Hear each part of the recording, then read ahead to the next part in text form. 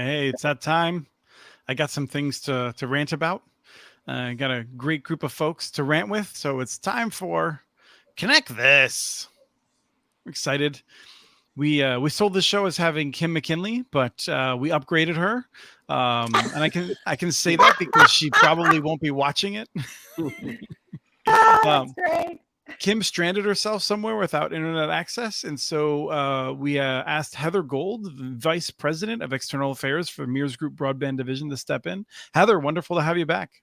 Thanks, Chris. It's fun. Yes, it is. We also have Doug Dawson, our regular every other week news champion. Welcome back from CCG. I'm really struggling since Heather's glasses aren't large enough. So I don't know. Yeah, those are tiny glasses. They're not as big as Kim's. I know. No but, one's are as big as Kim's. Yours are pretty nobody large. can be that cool. Yes, yours are pretty large. We also have Travis Carter, the USI Fiber guy. Hello, Mr. Mitchell. Long time no see. Yes. And Chris and I had a dinner date the other night. It was wonderful. He Yes. took me out to a nice Mexican restaurant. Chris started out playing. He started out the evening difficult. He's like, "Oh, I'm fasting today," and I'm like, I was trying to. And So he smashed the Mexican. I figured we'd come over, we'd hang out, he'd order some takeout, and we would just play some pinball and yak. And he's all like, "We're going out to eat and like this cool place," and I'm like, "All right, I guess I'm not fasting anymore."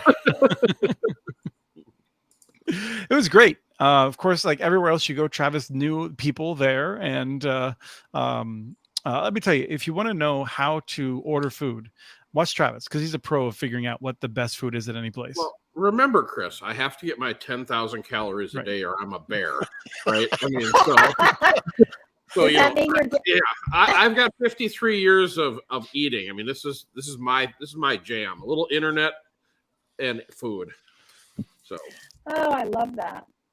So, and I'm Christopher Mitchell at the Institute for Local Self-Reliance, and we do have a telecom peekaboo to launch out with today. This is one that I think we may have covered before. This comes to us from a nice suburb of Des Moines. And I just wanted to throw it up there because I felt like, I think we talked about it a little bit before. Maybe we didn't, but I think it's pretty elegant. Like, I don't know. How do y'all react to a small cell like that? Well, it is a nice case. They're now starting to use those generic cases, and there's 10 different things you could put inside them. It's very cool. You could use that case for a Wi-Fi hotspot if you wanted. There's all sorts of devices that'll fit in it. So it is pretty good looking. So, Travis? Yeah, I like it. No, it's nice. The top is the antenna. Obviously, the radio is underneath there. So, depending on the band you're in, will dictate kind of the size of that antenna. But it's about as clean as you can get. Well, let's put it that way. And that's a street light, right, guys? Yeah, that's right. And yeah, Heather, I like it. In your experience, Heather, I mean, you're well aware that a lot of communities are frustrated with different aspects of this, and whether they're going to see ugly poles all over the place and complaints from neighbors. I kind of feel like if this is what was being deployed, we'd have a lot fewer fights in communities about them. Oh, they look behind it. There's just the big old square ugly streetlights. It's certainly yeah. And people that still have their utilities on above ground poles. That's what blows my mind is when you still have that. Yep. In a nice neighborhood. But no, we're having a struggle in Loudoun County, Virginia, because of the NIMBYs. But that I think is pretty clean looking. Yep. I will comment this though. I think you are going to need more of these to cover the same amount of real estate as the traditional, directional antennas that you get. So do you want more of the cleaner look or fewer of the monstrosities? I guess that what would do be the directional antennas look like? They're just much larger. They're just much larger, a lot more cabling. Maybe for the next peekaboo, I'll try to grab a picture of like a high gain small cell. So you'd have to choose. Do you want more ugly or more nicer looking ones or fewer uglies? I guess would be. They're not sleek looking like this. They're just bigger. Yeah. Can you put them on the fake trees? Yeah. We have a lot of the fake trees in our area. Oh, you do? Yeah. I think, I've seen those where they like try to pretend like it's a palm tree or something. Yeah. No, a pine tree. Pine tree. Yeah. I think they've done palms too, though. I think they've done both. Yeah, I've seen Yeah, those. you wouldn't do a palm in Virginia. Not in most parts of Virginia. I agree. Right. Let's jump on to Travis is back here. Travis decided that he wanted a real new tree in his yard and had a nice taste of reality here the other day. Was that yesterday? Yeah, that was yesterday. So yes, and Ruben, we think that's a 5G small cell. It could have been it's some kind of small cell. So I've been trying to coin a new term here, and I think we need to. Don't let me forget our homework exercise too, to see if anyone did that later, Chris. Oh yeah. I went from nice high def internet to low definition internet yesterday when the cable was dug up in my yard. Which, by the way, good job, cable company, burying it 3 inches deep. But that's a whole separate conversation. So, anyways, I was an LTE internet user yesterday. Oh my goodness! I still want to know how you pick a spot for a tree and somehow that's where the cable was. Well, I didn't put it there, but I didn't put either the tree there or the cable there. But they came together in synergy to ruin my day. And but if you're going to call it the story, am I that addicted to the internet that I can't live for 6 hours without it? Which that's question number one. But question number two is, I think from internet standpoint, life is about perspective. And if you've never had high quality internet, some of these wireless offerings probably would feel pretty amazing. But if you've had high quality internet, you never want to go back to the low res internet. That's why I was surprised, because you're on low res internet regularly, and you will be again in January and February when you're out traveling. And I feel like you're kind of accustomed to that when you're in that situation. But when you're in your home, it was intolerable. Well, it was because there's an option. When you're out in the middle of nowhere, sure, low res internet makes sense. But when you need to get the cable just from one side of the yard to the other, off to Home Depot I went. And so now there is a cable strung through my new tree all the way down the road. Yep. Do you think I was going to wait till December 14th for the appointment for the cable company to come fix it? Oh, no, I fixed it myself. I'm out there last night unplugging and plugging in. So we're back in business. So I'm impressed. Yes. I am impressed. I don't know what I'd do if there was a fiber break in my house. Oh, it was so bad. So I just waited around to see if anyone in the house noticed. All of a sudden, it's like, what's wrong with YouTube? I'm like, well, what are you talking about? It looks terrible. Why are my pages rendering so poorly? I'm like, I don't know. Well, because we were on low res internet yesterday, but we're back high res today. So I like that you're calling the cable company high res. Let's be clear. I feel like the cable is probably like 1080i, and then you got the 4K, 8K from the fiber system, right? I'll take cable any day over wireless. I'll tell you that. But that's a whole separate conversation. Well, remember we rated our top 10, technologies at one point, and yeah, I think I would take DSL over. It's so bad. It is so bad. Yeah, I mean, there's a lot of factors on DSL there. Let's be clear. I mean, there's a lot of wireless most wireless at this point is way better than DSL, but not mobile wireless, perhaps. But see, I knew Chris was fired up today, so I had to get my little DSL plug in there. We had a homework assignment. We saw that our friend Alan Fitzpatrick from Open Broadband in North Carolina had done a test, and he said it really was quite different. It was poor, but I haven't seen anyone that threw on Twitter any screenshots of their tests.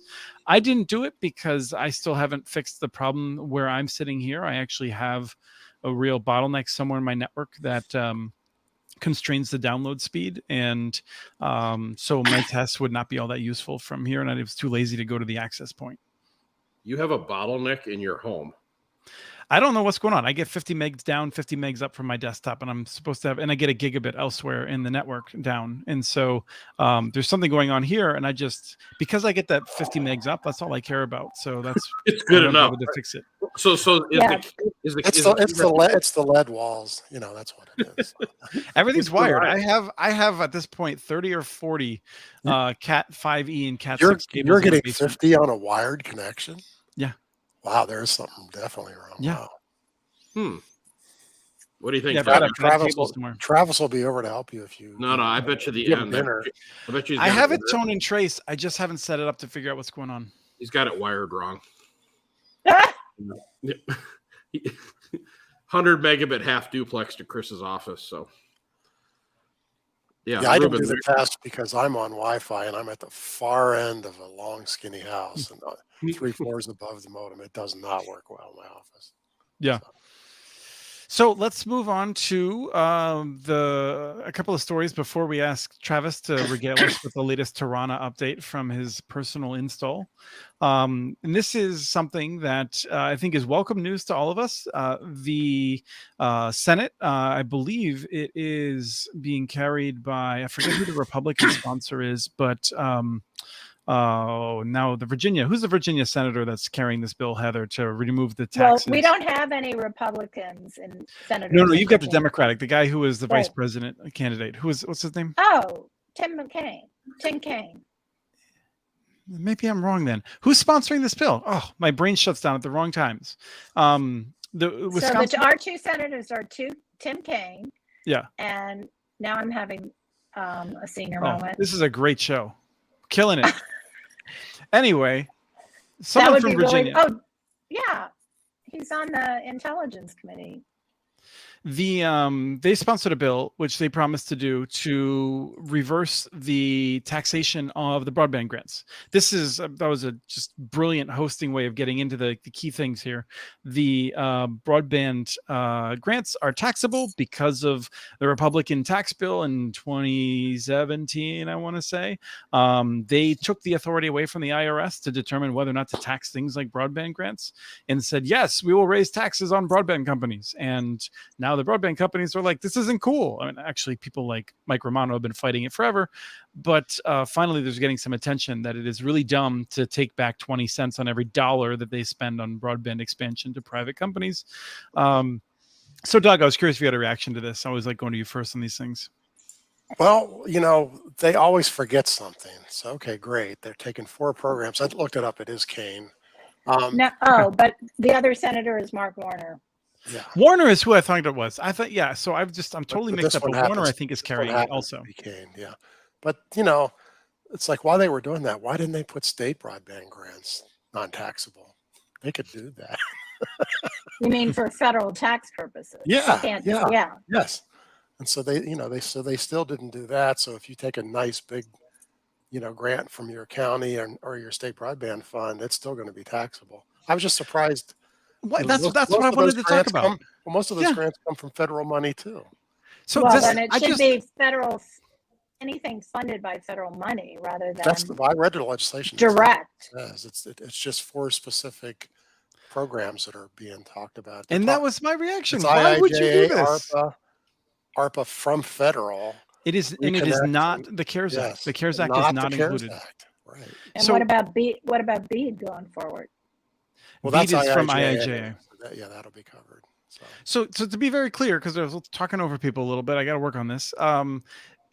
They've decided to specifically exempt some broadband programs, saying that other broadband programs apparently should be taxed. It's dumb. It's really dumb. Well, what if you take money from HUD or something? There's other programs out there. Yeah. And this isn't just for for-profit companies. This impacts co-ops that have partnerships that are structured in certain ways. Right. This is really dumb and counterproductive. And the only thing I can figure is I assume they're structuring it this way because they don't want it to look like they are for reasons of like a CBO score. They don't want to look like they're losing too much revenue, right? So they're playing these stupid games because of dumb politics. They put them in a pile and they picked out a certain dollar amount, and that's where they stopped, right? Yeah. Well, better some than none, though, Chris. Right? That is true. Yeah.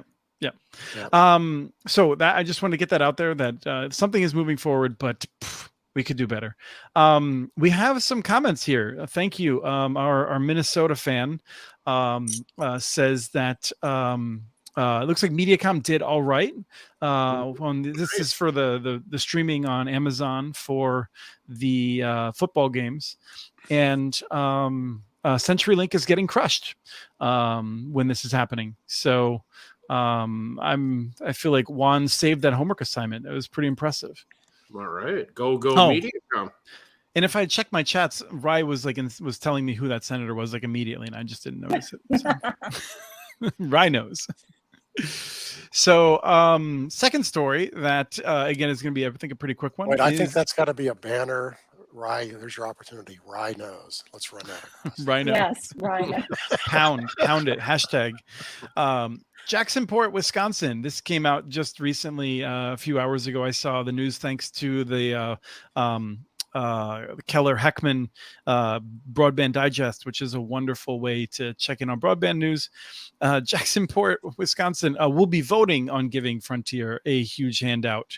And what I thought was interesting, this is Frontier has DSL there. This is in Door County. They've been trying to figure out internet access for 20 years. I think every consultant has gone through Door County at one time or another. Doug, did you ever get to Door County? Indeed, I did. I did the last one. Yep, the one that they're working on now. Yep. So this is a town that has not, well, the town, and then it's a little bit outside the town, I guess, because the town has 700 people, but it's for 952 addresses. And they're expecting it to cost nearly $4 million, and the town is going to put up $1.75 million for Frontier, one of the worst companies ever, which has improved its services of late, but still an awful, awful company. And I'm just saying, like, in an area where they already have DSL through town, you're telling me it's really going to be $3.5 million to touch fewer than 1,000 addresses? Does that strike you as crazy, Doug? Well, first off, yes, because the chances are they used the fiber numbers from our feasibility study, which is stringing new fiber versus overlashing. You know, how much does it cost to overlash 900 homes? You know, so they could be the 175 they're giving them is everything that they need, and they're getting it for free. I think so. That's what I think is happening. Don't they have to file with a good cost study there, Doug? No, this is like not a state program. This is just the town. This is a local town grant. Yes. It's not even, the town doesn't even have the money. I'm working with some towns who are doing grants, but you have to only get paid with receipts. And so if they do it that way, they'll never spend that much because they'll pay X percentage of whatever bill you send. But they may or may not be doing it that way. So, but this is pretty remarkable. And what's the percentage of the amount they're giving them is the remarkable number, even if that's the true cost. And this is going to give them half of the money. Yeah. Because this is not, and one of the things that I found interesting, this is not money that they got from the feds that's burning a hole in their pocket. They are literally going to borrow money on the town's dime to give to Frontier. This isn't like they have $100,000 in rescue plan funds, but like they're looking at $1.75 million to give to Frontier. They're going to take it to the town voters. And the question is, are we going to see the same regular people that oppose municipal broadband running a campaign in Jacksonport to tell people to vote no, like they've run in all these little Maine towns? I think we know the answer to that question. Who's going to oppose? Well, there might be this weird little outfit called ILSR that's going to be in there. So, yeah. I don't think I could justify the time to stay of one small town from doing stupid things. I know. You know, Travis, I'm seeing around the country that, and Charter's a good example. They went to a county I'm working with and asked for 100% of the cost to build broadband. Yeah, if you can get it. They said, we'll be glad to do it for you. Here's our number. Give us all of it. So, yeah. Travis, how many towns would you build if they paid you 100% of the cost? I'll take them all. Yeah. I thought you might. I mean, I don't know if we've ever figured this out. What episode is this? Like 50 some? I think it's like 55, 56. These networks are expensive. So if somebody wants to do it for free, heck, I'm in. I think the other thing you're going to see, and I said this before, Chris, before we went to live, that a lot of communities are going to start in panic about meeting the operational and technical qualifications to do it themselves. And they probably will feel it's safer just to go with a name. You know, it's like when I was younger, you never get fired by using IBM. So yep. I'm not equating Frontier with IBM. I'm just saying, you know, it's a name brand. What's interesting in that particular county is there is a local independent telco is doing a lot of the other towns. So they have an option, but maybe that it's possible the telco can't do everybody. So I don't know. Mm-hmm. There has to be some reason that they picked them. I would imagine they did an RFP or an RFI. So it's an unusual choice, but in the last week I've seen similar announcements for AT&T and CenturyLink. I mean, they're all out there with their hand out. And so Carl Bodie had the first response on Twitter to me, which was worked really well for West Virginia. Yes. Where the state gave them the middle mile network, which was open access, and immediately became non-open access. Mm-hmm. Travis, you were going to say something. I was just saying, didn't we decide that 99% of these dollars were going to go to the incumbents anyways? Or was that just my number? That was your number. Oh, that was my number? Okay. All right. Yeah, and if we're playing by Price is Right rules, we all agreed it would be north of 50. Yeah, it's going to be. I think that's accurate. Yeah. Heather, you think that's where? I mean, you see obviously. Yeah, I think. Well, there's two things. I think first of all, there's going to continue to be private money come in, and I've seen a lot of private money doing rural areas, which I think is pretty amazing. But that's been an experience I've had that is very interesting. And then I'd rather go with a private provider with private money than wait to see if I was going to get BEAD money 3 or 4 years from now, right? And then I do think it's going to be north of 50% because I think even though the NTIA language is all very positive, very pro-competitive, very we want this, we want that, I think that the requirements that surround it are going to be very hard for new entrants or smaller communities to pass and to feel comfortable with. And in order to guarantee they get their share, they're going to do things that you and I would think were not in their best interest. I don't think a new entrant's going to get any BEAD money. It's so stacked against a new entrant. Never going to happen. Yeah, let's talk about that again in a second here. I want to talk more about where we're seeing the money go. But I did want to take a second to get an update on Tirana. There's kind of two interesting points that have happened in the last 2 weeks. One is Travis may have some more updates with us. Where are things going with Tirana, Travis? Well, I had this little kind of matrix I built here to kind of role play a scenario. If you would entertain me for 90 seconds. So where do you envision from the marketing that Tirana and its customers are trying to position this as a technology? What piece of the pie do you think they're trying to attack? Because I'm struggling with seeing how this is an urban or even a town alternative. And I just want to make sure that I understand where they're out there pitching this and in what segment. And then that would kind of guide us in our direction of if this is a viable technology or not. Well, they are pitching it everywhere, but the ones who are buying it are the rural guys. Yeah, and I think that from we're talking about deep rural to also like Maine towns where it's not like Wyoming rural, it's like Maine and Vermont rural, where you have a fairly standard distribution of people, but it's quite light and there might be some trees and things like that. Okay. And yep, go ahead. Sorry, Heather. Well, what's the attraction if you have trees and things blocking your line of sight? That's what I don't get. So that's where supposedly Tirana does well, is my understanding. Well, Tirana, let's be clear. Tirana does well with noise. That's really what it does well with. Everything else, everything else is just wireless. If you look at open broadband, I think you'll find that they're making claims about blasting through trees. So open broadband, Alan Fitzpatrick will regularly put screenshots up with speed test results and talk about like going through trees or things like that in terms of what they're experiencing down there. So I think that I've run into this in Maine where the idea that it does go through foliage has been a part of the sales pitch, that it's a great solution. But that's more of a spectrum issue. The spectrum that goes through trees better than the others is CBRS. So that has nothing to do with what radio it is. So, yeah. Remember when you turn your car radio on to AM, it travels the best. FM better, 2.4 better, CBRS worse. And as you get up into 5 gig. So this has not, Tirana so far has not invented anything new as far as the frequency it's operating in.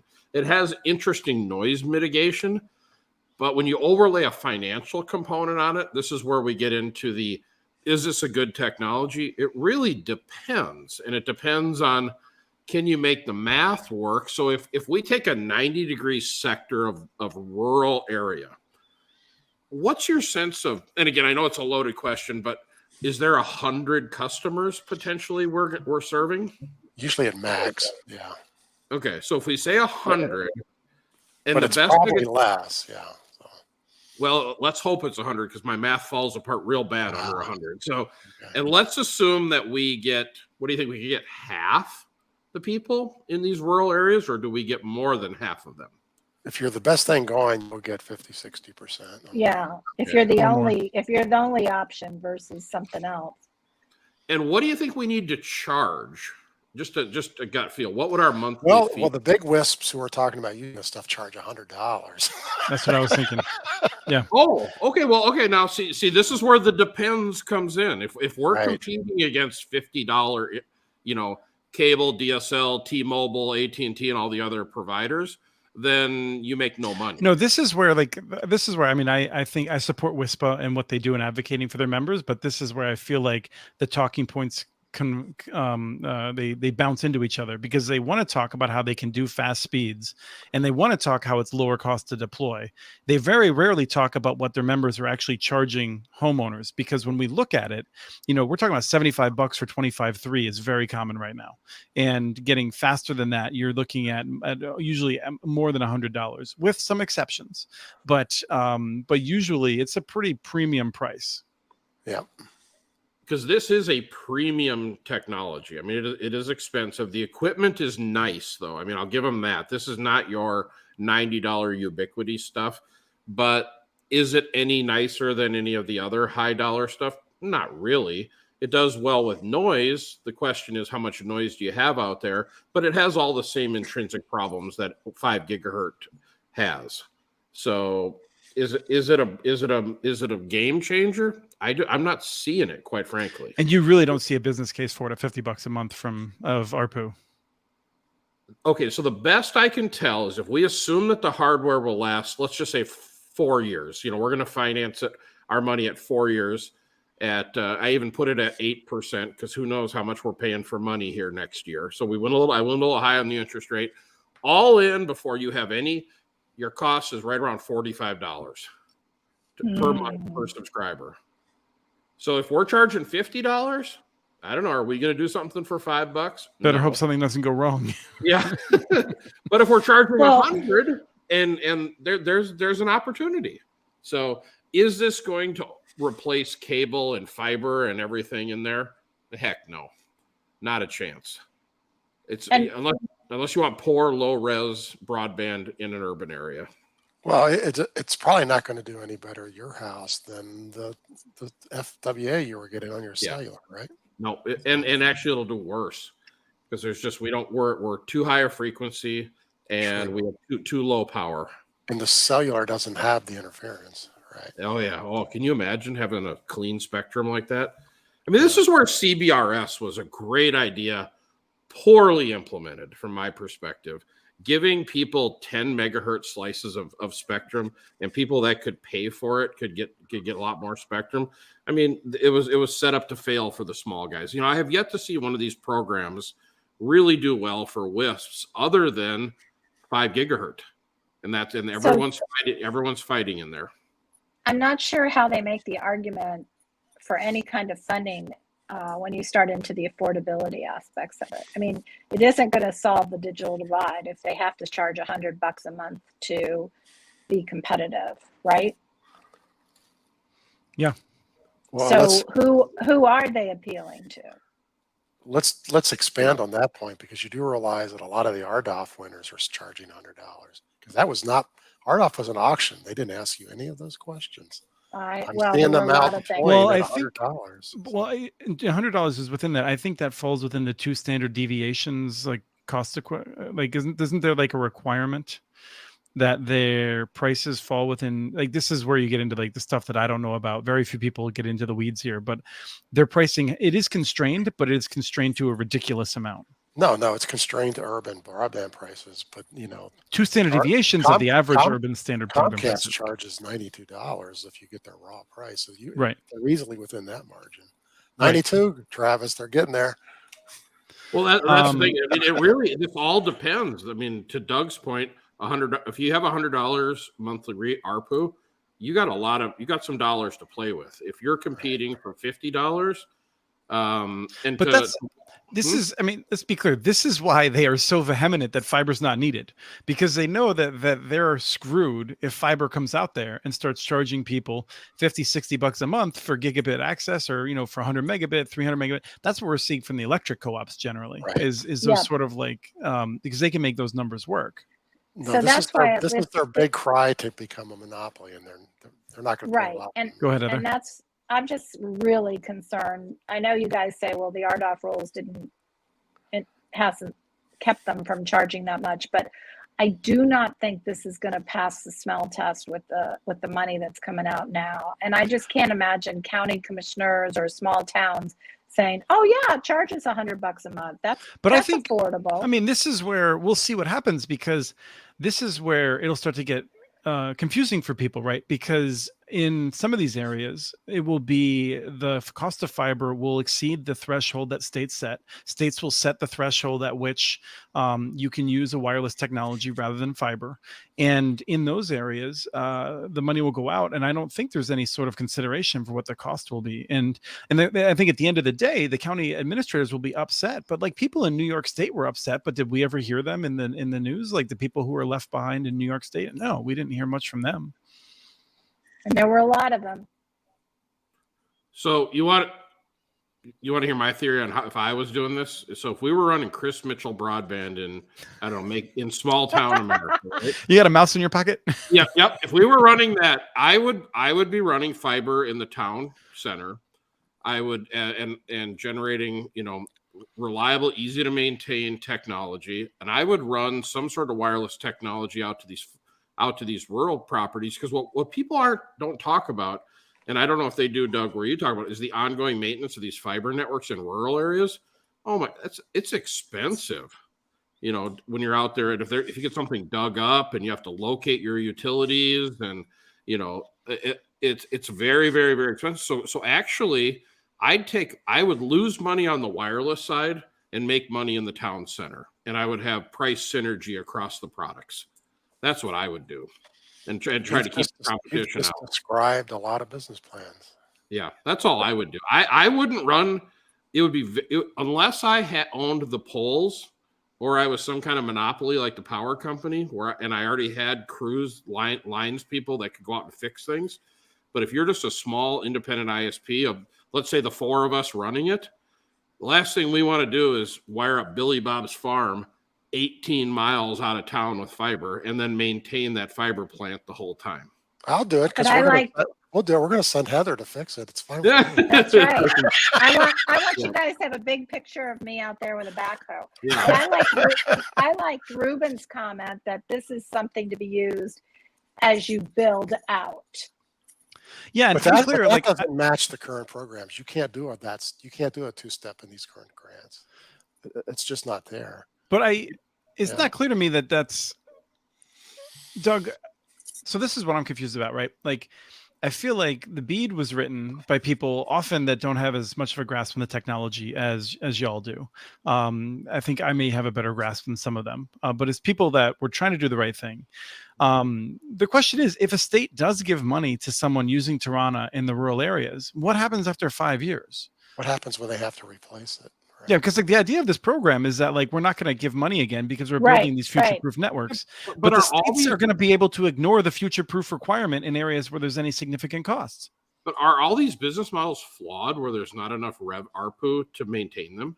Oh, no. The business model is based on how much the person's extracting. We've talked about this all the time, Travis. Many of these networks throw off enough cash that you could continue to upgrade them and do better. But if you pocket it and you live in Vegas and you're just looking to retire and or sell it to private equity, then no, there's not enough money to keep upgrading it, because that's the whole point of the business model. Well, okay, so human nature we can't get around, but every one of these networks that are being built should have plenty of capital and plenty of cash flow and plenty of EBITDA to get traditional debt to upgrade the technology. The wireless technology is more frustrating because you have to upgrade it more often, but Right. it's but it's easier to upgrade.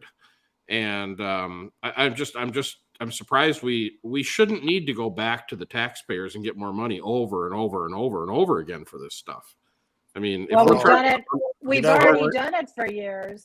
We're going to have the FCC talk about a long-term subsidy program for rural ISPs. Now you watch. Guess who that's going to go to? Big guys. Right. Because I mean, I feel like some of us will justify that, right? Like I definitely think a long-term subsidy program to help tribes is warranted and would be a good program. I think that there are some number of homes, for instance, in like we've had on before Russ Elliott, who's now with Siskiyou County, Siskiyou Telephone up in Siskiyou, and like you have some of these homes where they're on the grid and but they're gonna be phenomenally expensive to connect, and if we want to keep servicing them, or like some of these homes in like North Dakota where the windshield time is 2 hours to get out there and in the farms, I think there are extreme cases where fewer than 1% of U.S. addresses may require something. But what you're saying, Doug, is I think correct, which is that's not where the line will be drawn. The line will be drawn where it's better for industry and bad for the taxpayer. You already mentioned Frontier. We're going to end up giving Frontier rural fiber subsidies forever, which are unnecessary. They're going to get $20 a month per customer forever, and which they will pocket, and they're happy. And the FCC is going to say, we're making sure that rural broadband works. So this is where we did want to talk about this, but there's a story. I feel like Fierce Telecom had some great clickbait, digging out the highest cost homes with some of these proposed networks, looking at like $200,000 to connect a home, and the wireless guys are freaking out because they're like, we could do that for only $50,000, or I don't know, but I'm just making that number up, but they it's an interesting point, and Gary Bolton says any place that has grid electricity, we should connect with fiber, and I'm just curious where people come down on that. Well, there has to be a limit. We can't, this grant money's not going to go very far if we do very many of those, but I don't think there's that many of those.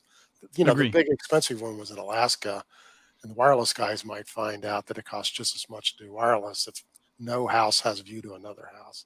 And so, because I've looked at a few counties I looked at one county in New Mexico where there were 25 or 30 homes we couldn't get to with fiber.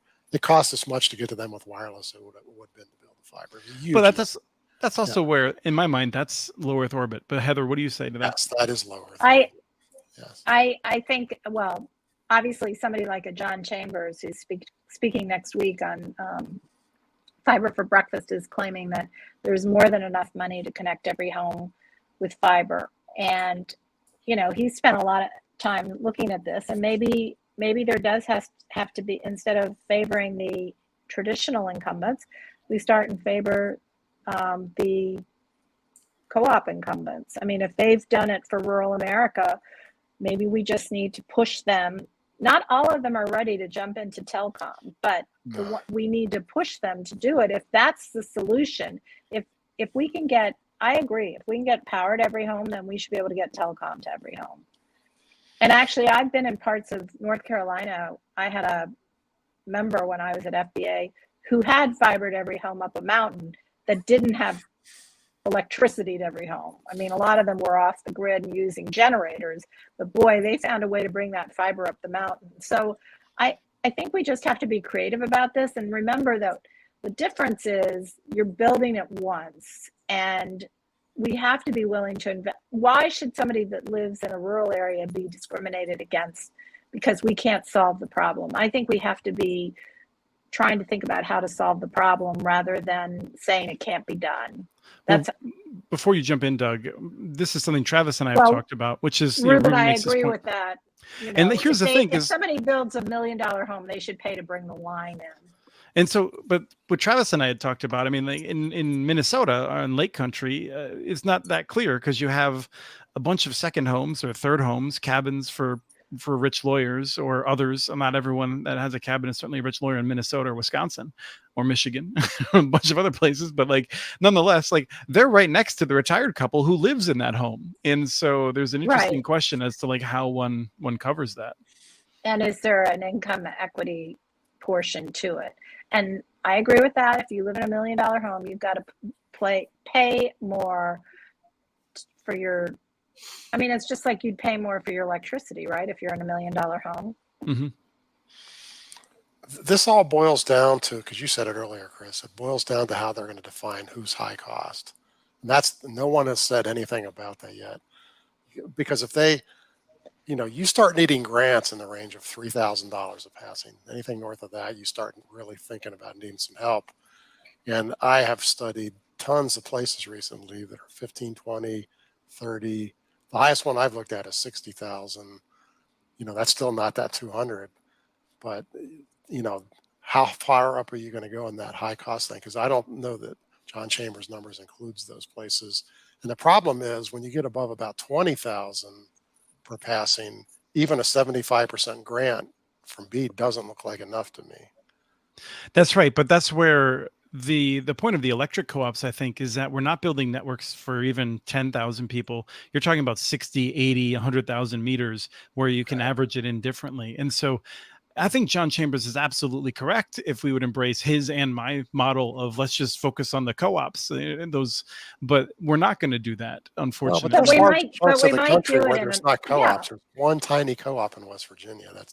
That model isn't going to help them. So, although I mean, to be clear, there were no co-ops. I shouldn't say that. There were a few co-ops in the early 1930s. That's where we got the idea, right? It was built upon like Pennsylvania and others. If your model was to start new co-ops, I'm 100% for it. Yeah, look at the new co-ops that are jumping up in Vermont in particular. I mean, I think there are incentives for entities to go into co-ops, and you can hire out the operational and technical expertise. But I think we have to find, like, again, I'm saying, don't say you can't have fiber. Find, when I was in regulatory, if I had a lawyer come to me and say, we can't do that, it's a no. And I said, your job is to get to yes. And that's how I feel about what we're looking at. Why should I condemn some person in the rural area living on a fixed income to having mediocre broadband? I mean, they're as important as somebody living in Leesburg, Virginia, like I do. So we have a couple of examples here. I want to bring Travis in. So I'm going to, let's see, what are we going to do here? Travis, what's on your mind? I feel like we've been talking around you a little bit, and I want to make sure you're pulled back in here before you fall asleep. No, I was waiting. No, he's thinking about dinner. No. I was waiting about the question. Is there an application? So why would we be putting Tarana out in an urban area? And it's not necessarily to make any money. Really, the challenge we have, especially up here in Minnesota, is winter. So what I'm looking to do is have an alternative to get people onboarded onto the network very quickly. Because when you're competing against a cable company or an incumbent, say, DSL provider that has every building already wired, they can onboard customers in a matter of moments. We have fiber providers, and the new providers have a construction phase. And sometimes that can take up to 2 weeks to onboard a customer. So my vision is to run Tarana temporarily until we can bring the fiber to the home. And it's the same model I've been proposing the whole time, even in these rural areas. Build the urban center, get enough cash flow, and have these government programs require these operators to invest a certain percentage of that free money they were given to build out to these rural areas without going back over and over and over again and sticking the taxpayer with all this debt for these networks that are not going to get built. I mean, I'm not convinced they're going to ever get built. That sounds like a good idea, but you can't force that kind of frugality on the commercial for-profit providers. Yeah, I'm just dreaming. I know, yeah. The courts will tell you. No, I think the fact is that's exactly what the muni and the co-ops do. You just described it. Right, and that is their model. And to answer Ruby's commercial question, guys are never going to do that because they got to have apparently we're picking on people who want to have a home in Vegas this year. Well, no, but I'm also, and I'll just say that, Doug, I agree with that, but it's not the commercial guys, right? Like there's a bunch of companies that are making money. Travis, I was visiting his house. He's getting new fish. Like. My God, Travis. I'm doing just fine. I mean, I don't. The thing is, no, that's my point. Is that like, but you're reinvesting significantly, and I mean, and I know Doug, you agree with me, but I just want to call it out where other people I'm talking can hear about it too. the rural guys. There's not many commercial guys in rural areas who are doing it. There's some. Yeah, exactly. There's some, and I don't like. I just want to make it clear. Like the problem is generally the bigger companies, and then also some of these unnamed large winners of RDOF who are kind of fly-by-night companies that have terrible reputations. Those are the ones I'm worried about. And or venture capital backing. Yeah. Which Or means both. suck every penny out possible. Yes. Could we stipulate through legislation that a percentage of these dollars have to go to smaller operators or does it just all get sucked up by the big guys? Travis, how many lobbyists do you employ? I mean, yeah, that's I don't the even know problem. what a lobbyist is. So that's why the small providers don't get carve-outs. I mean, yet NTCA does a good job, but like sort of like the idea of creating brand new co-ops. Do you know how many people were lobbying in the federal government to create new cooperatives in West Virginia? Like 0.1 maybe. Like, I mean, there's no lobbyists for the good ideas. Like that's right. I was just revisiting a great book. Looking at some of my notes in it yesterday, Republic Lost by Larry Lessig, and just reminding, like, I mean, the sheer number of lobbyists that are on the large corporate side versus the small number of groups like Public Knowledge and Free Press and Consumer Reports that are out there doing a good job. Like they're literally outnumbered. I mean, like 25-1 would be a good day. It's like 100-1. The AT&T has in Texas, my understanding is AT&T has one lobbyist per like legislator in Chris, Texas. from my alts days, I knew that. And I was just going to remind everybody that that's the power they have. Mm-hmm. So, but don't people get tired of this after a while? I mean, that people are not legislators. That's right. And you saw what NTIA said in their document. You saw the words, but then they just couldn't help. I mean, they had to also focus on, we're not going to throw this money into companies that we don't think are going to be financially viable. That's a major concern of theirs. So hence the technical and sorry. No, I don't know. I've been listening to this stuff from Chris for 10 years and I finally heard about this town in southern Texas that just has a can-do attitude. Was it FAR? PHAR. Yes. They're building their own network. This is a town that everybody should be going down and seeing what are they doing, because this sounds like a town that is actually tired of dealing with all of this bureaucracy and whatnot, and they're just getting it done for their constituents. And you just at some point don't these towns just get tired of being tired of not having it, and somebody steps up and gets this done regardless of all the free money sitting out there? I mean, if they've got $100 a month to deal with in ARPU, I mean, we're making it happen on like $62 of ARPU. You'd think $100 ARPU, somebody should be able to build a network, or does everyone just sitting back waiting for somebody else to do it? I don't know. I don't know what's going on here. FAR isn't. Maybe we need more FARs. Maybe we need to put government money into FARs. And then Travis, I'm here at the Texas Municipal League, and FARs to date, the only person that's actively engaged in doing it themselves, because there's ambiguity in the Texas law.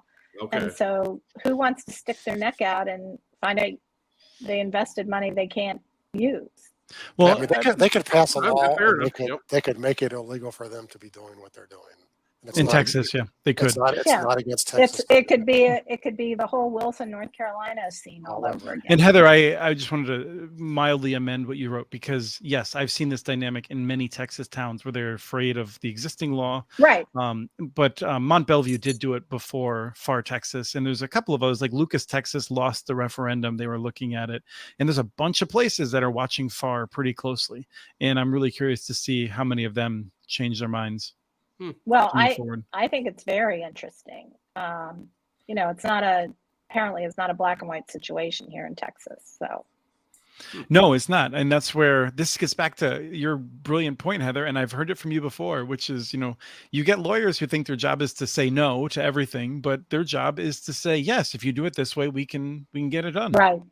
I really think that's a fundamental problem with the legal system.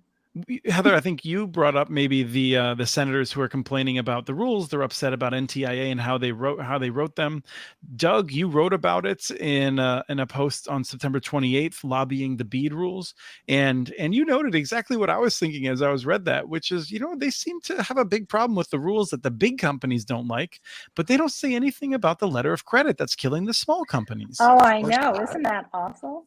Of course not. I mean, But who the state, backed them. What's funny is they are lobbying for all that they lobbied when the bill was written, and no one paid any attention to them. but the state, the good news is the states are looking at that letter of credit issue and trying to find the solution. So I think that's, they seem to be pretty aligned on solving this. Mm-hmm. But let's go back to 3 minutes ago. Where do you think all the lobbying is going to go for the next 6 months? State broadband offices? No. Oh, yeah. Governors and legislators who will tell the state broadband offices what to do. I think lobbying's going. This is where we're going to see. This is what I'm seeing. And Heather and Doug, I'm curious what you're seeing too. Travis is blind, so let's not ask him. But since Doug and Heather have visibility into different states in ways that Travis doesn't have to, I feel like a lot of the BEAD offices, a lot of the state broadband offices, they're being populated with people that actually want to try and solve the broadband problem. Often these are people who are working in other places in government. They have a sense of service. They're trying to solve this. And I think we're heading to conflicts where we're going to see state legislatures being attacked by lobbyists and trying to cut the legs out from the broadband office, because the broadband office is trying to solve the problems rather than just trying to get money to AT&T. I'm in a state where the legislature already said, we have approved you accepting BEAD money as long as we get to approve the plan, and they're going to get rid of everything in the plan they don't like. And so this broadband office can spend all the time in the world they want writing this plan, and that legislature is going to take the final say. And this is not that unusual. So. And where do you live, Doug? I live in North Carolina, Asheville. And your state is considered sort of a star right now, a rising star in North Carolina in broadband planning. Well, no, they're doing a great job in handing out money. It just all goes to charter. Or the Brightstream. Yeah, Brightstream. So. But they are getting it done, and they're not waiting for BEAD money. So. Right. And I live in a state that has a very good broadband office that has seemed to flourish regardless of the political party of the powers that be, which I really attribute to Tamara Holmes and her saying, I do not make policy, I give out grants. So I think that's really been you are in one of the states who's doing it right. So yeah, well, they've done it a long state time. That has a huge surplus just from tax money. They got a huge amount of ARPA money, and they give a minuscule amount to the broadband product. Who is that? Minnesota. Oh, I know they're a mess right now. Yeah. But gave my state, North Carolina, gave $1 billion. You all gave 90 million. It's like, what the hell's wrong? Yeah, and we have not only do we had a $9 billion surplus, and right now, and things could change at any minute, as Travis well knows. But there's talk that it could be $12 or $13 billion surplus next year. But none for broadband. Isn't that interesting? Because they used to be considered such a leader. Yeah, when Matt Schmidt was here. Grants are still limited to $5 million is the largest grant you can get. So you can build a little tiny bit. Yeah. How far does $5 million go, Travis? Well, not very far, but on our way to dinner that Chris wasn't going to eat, I did drive him by his very favorite project that we did build here in Minnesota. I don't know, is it like $70 billion for some choo-choo train to run from downtown? No, it wasn't that much.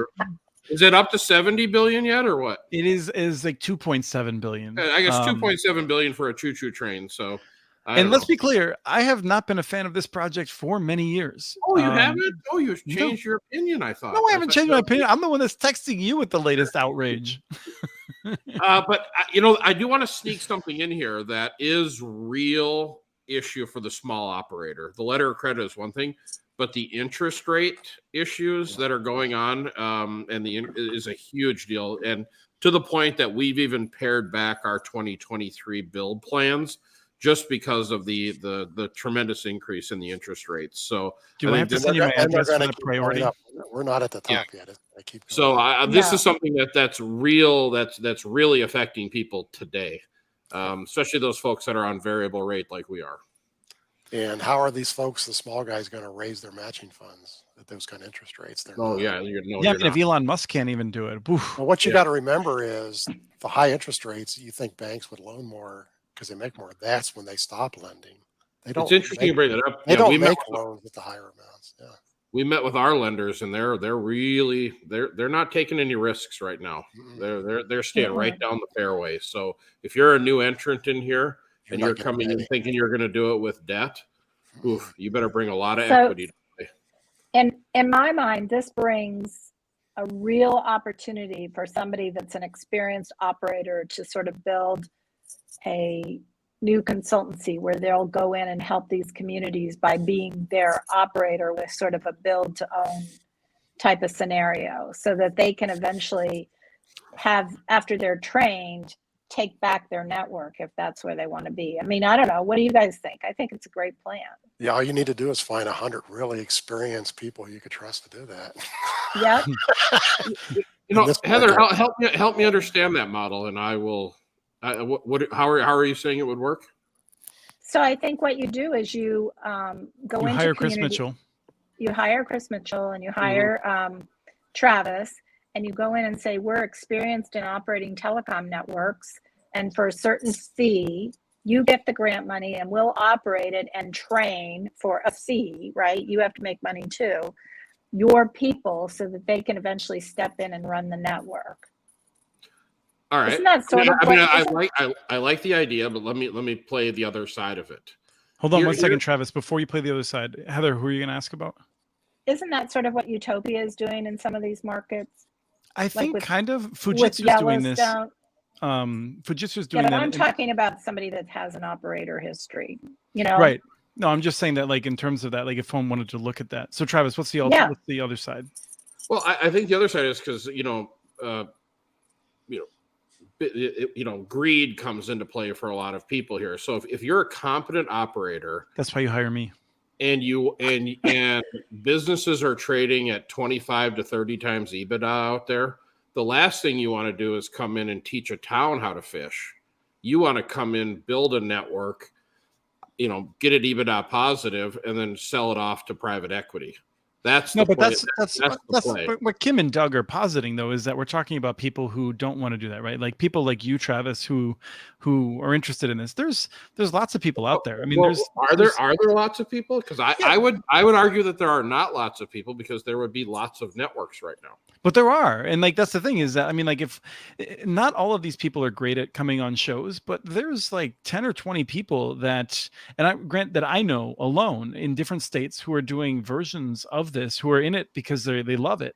And if they were great communicators, we'd have them on the show more. But like they're out there. But what percent of the market do they have? It's tiny. That's it. Yeah, but we're not talking about the big swaths of the market. We're talking about the smaller communities that are really desperate for good internet, and they don't want to get stuck with satellite. And I think, I mean, this gets to the next stage of things. Something, and I think we'll tackle this topic in a little bit of a roundabout way, but I wanted to point out New Haven, where the community was looking at building a municipal network. New Haven has a lot of poverty outside of Yale Law School, and they were looking at a municipal network, and now they've backed off and said basically the federal government's solving this and Frontier's building a citywide network. And I was just like, Jesus, you people don't understand a damn thing, do you? Like the idea that Frontier and BEAD dollars that are going to rural areas of the United States are going to somehow solve the poverty problems of New Haven? They're crazy. Well, somebody did a really good sales job that BEAD money's going to go to cities. Now, yeah, that's what I wanted to hear. Exactly. Cities, BEAD money's not coming to you. Connecticut's going to get 100 million, and they don't have that much rural to solve. So they've got the Northwest that could eat up a whole big chunk of it. Could, but some of it, Some of it could come to cities, but they're not going to build whole cities out of that money.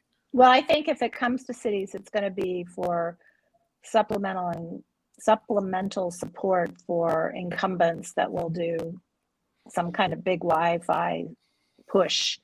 It's the Comcast. What's the name of their program? Internet Essentials. Yeah. Yeah, that's what I'm afraid of, is this idea of let's put a bunch of one-time money into these things that when the money runs out, it just disappears. Yeah. But the bottom line is somebody who's really good at Frontier talked New Haven out of it. So. And it's fair enough. Like New Haven, who knows if they would have done a good job of it? I mean, there's reasons to not think that New Haven was going to be amazing at it, but just the reasons that they give suggest that they don't know anything about this. And this is where I don't know if it was on this show or not, but if you called up a public works department in any city in the United States and you said, hey, what's the difference between blacktop road and a concrete road? And they would be able to give you a whole bunch of information about that, because that's what they know about. But if you ask them, if you ask anyone in most cities about like broadband connections and what it takes to connect low income folks and stuff like that, nobody knows anything about it. That has to change. But don't you think that's going to come out with the digital equity plans that are required? I mean, I think that's going to be the big gotcha. I think it's the start. I think that is the gotcha on all these state broadband offices. I think there are some state broadband offices that are going to be not that great, that already know they're not going to be that great. And I don't, and the legislatures can scream all they want, but if they don't do a good job on their digital equity plan, and we all know a lot of states that may not do a good job on their digital equity plan, then they're going to get that big red fail on their state broadband planning. It's worse than that, It's worse than that, Heather. The very same senators that we were just complaining about, one of their 7 bullet points was don't make states even file a digital equity plan. So some states are thinking about not even doing that money. Well, we'll see what happens in November. And I think we kind of could guess what states that is. I mean, let's just make it clear. Like Mississippi looked at the rules and they were like, well, if we can't give this money to Brett Favre, we don't want it. Just awful, but wonderful local reporting. They would take the money and then give it to Brett Favre. You're wrong about that. So the other piece of this, I feel like, is that we are seeing cities move forward, right? Maine has more and more towns that are looking at these models, often working together, which is the right step.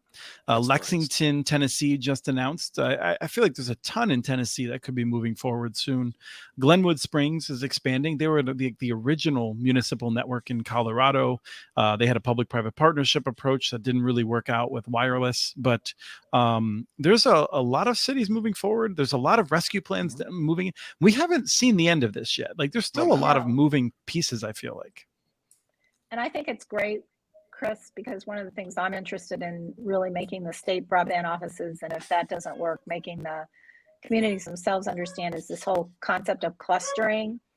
Because as somebody earlier in the show, I don't know if, it was Travis was commenting on, it's expensive to build these networks. But if they cluster, it makes it more, because it's not just the expense of going down that lane that's 3 miles long, but it's also the expense of getting a quality contractor in there who has to build a yard, who has to bring in materials, and they have to have a certain population, not density, but a certain population to serve to make that worth that investment. And I know that NTIA is very worried about the financial viability of the contractors coming in to build the networks. And, you have to do things like clustering to make it worth everybody's while if you want to have the best contractors at the lowest price available. Sort of a you meant at the least highest price, right? Yes, at the least highest.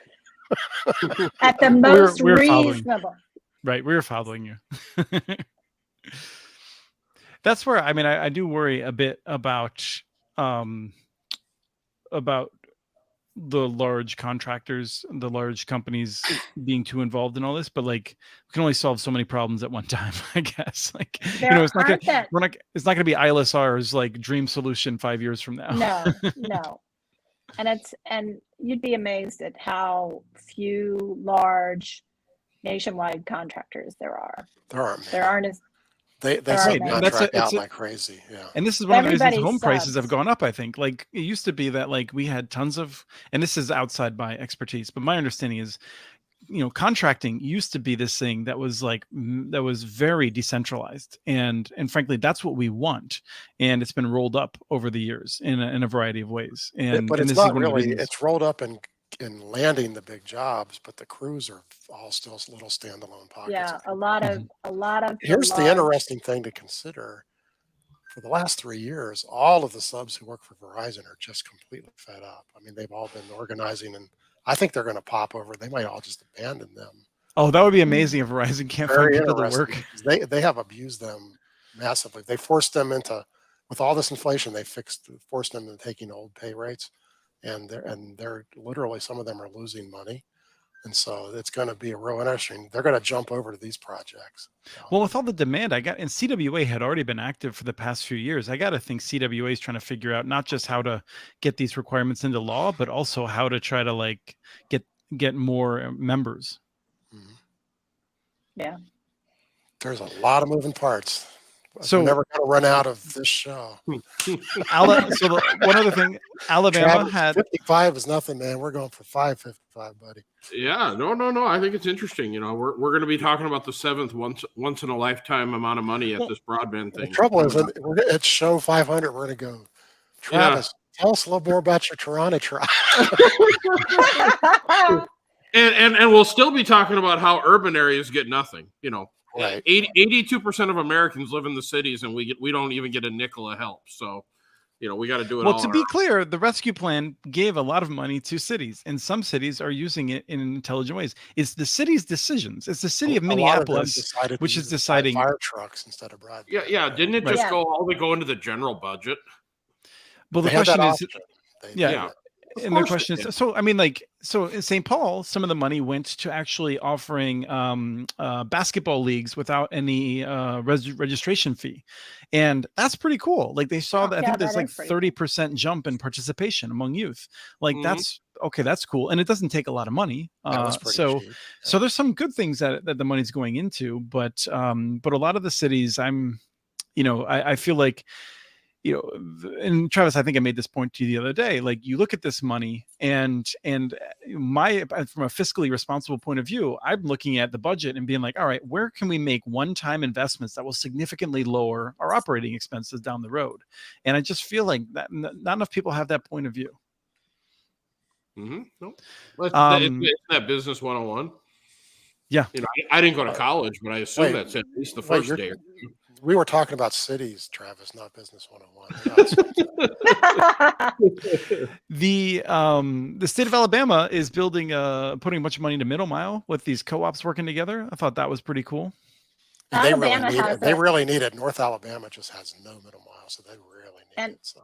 But the other thing about Alabama is they have been pushing the electrics for several years now. If y'all remember that C-Spire did a program with Alabama Power, that Alabama was one of the first states to sort of unleash its IOUs to deploy middle mile fiber. Mm-hmm.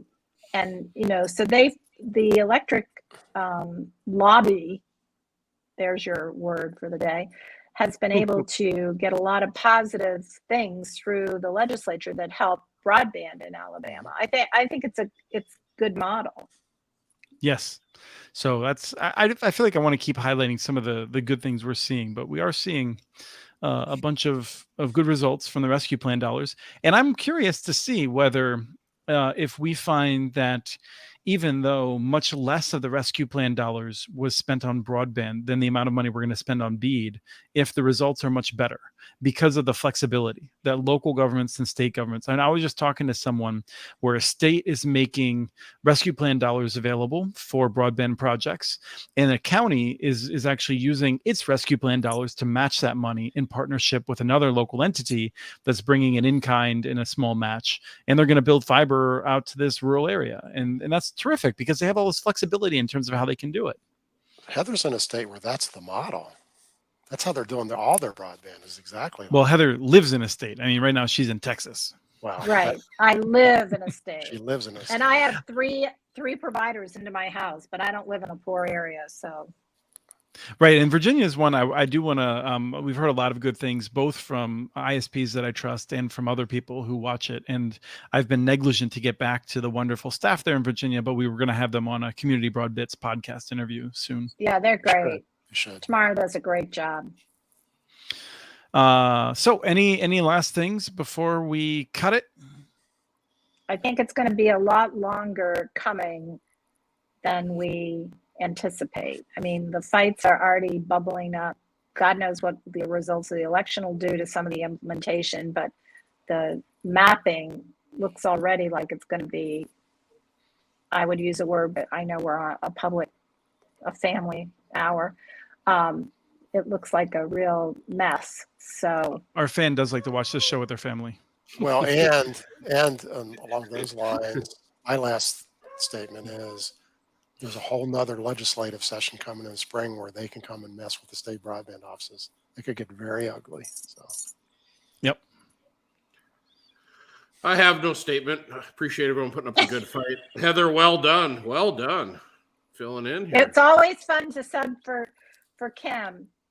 Yeah. Even though I don't have I'm going to have to go get a big pair of glasses so that next time I sub for him. Sitting around somewhere. you've just created a pretty large void there for Kim to come back and fill now. So. Oh, I'll be sure to tell her that. I'll tell her I feel you like, didn't. and I think, Heather, the other thing is that I feel like you should just make a case for being our, whenever you want to come back with a 10 or 15-minute segment to be like, this cool thing happened. Let me come on and talk about it. And then we can have both you and Kim, and we'll have a killer episode. You mean like Kim and I had at that dinner that night when we were Yes. laughing under the table?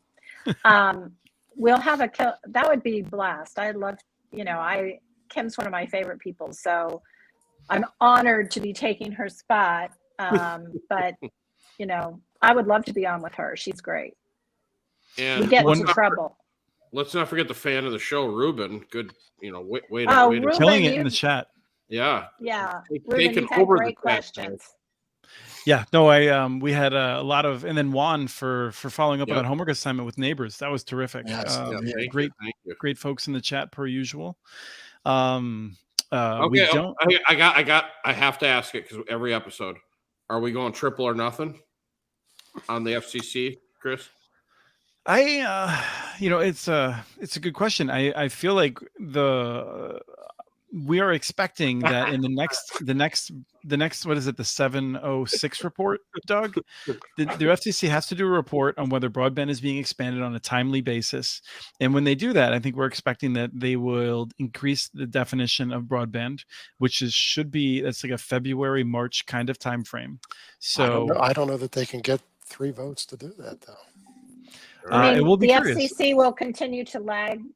Is what Travis saying? Is Travis betting the FCC will continue to lag any Yes. other government program? Yes.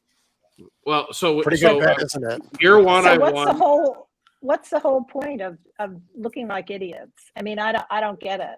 Well, I think the two Republicans. Chris keeps voting in favor of the FCC for some reason. Yeah. The two Republicans, so at this point, the question is like, what is the point of like holding the line at 25-3? I feel like there might have been a period where Jessica would have given the Republicans more if they would have voted, but now it's sort of like meaningless. So their ability to wrangle concessions out of something else in order to give Jessica those votes, it might be diminishing. So, but I don't know. What I desperately want to see is Gigi Sohn on the commission, because she will be the best commissioner we've had in many years. And What's your over under on that?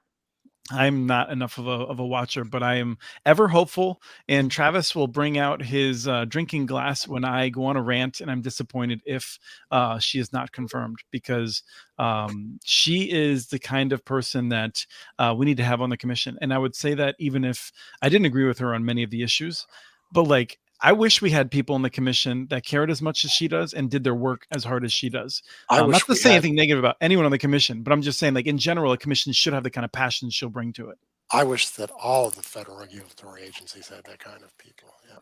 Yeah.